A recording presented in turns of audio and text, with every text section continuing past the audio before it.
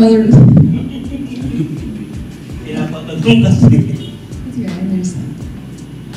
Of course, I'm going back to Creamline, but I went to a team also that knows that I have responsibilities also with the flag. So right now, I'm very grateful because they're allowing me to focus entirely on Alas Pilipinas, because we know we have a responsibility to the country also. So I'm very grateful also to Creamline. Kinumpirma na mismo ni 8th-time PVL best setter Gia de Guzman ang kanyang pagbabalik sa Creamline Cool Smashers sa ginanap na Philippine Sports Writer Association Forum.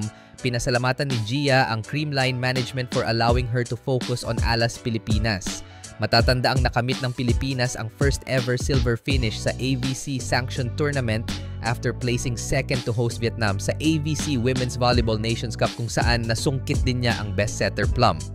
Nang tanungin kung kailan siya mismo makikitang maglaro para sa Creamline, sinabi ni Gia na wala pang timeline dahil nasa national team period pa siya. Right now kasi it's really national team period, and klaro naman po yung usapan namin ng Revisco management that while the last players are needed by the national team, our focus is here. So it's not just me that's in the pool from the Revisco family. It's also Maddie, and now it's also Tia and Daya. And very clear naman yung management and very supportive, because they know that when they send us to the national team, we come back with better experiences that can help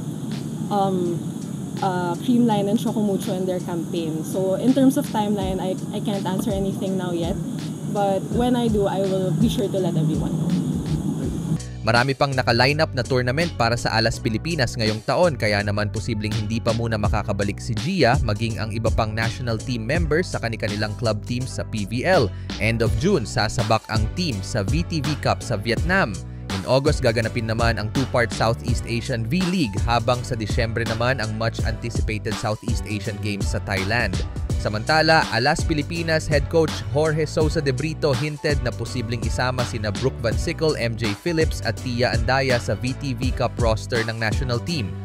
We have to finalize the lineup in 2 days, and then we release for all of you guys. But probably we're gonna have the Philams there to play.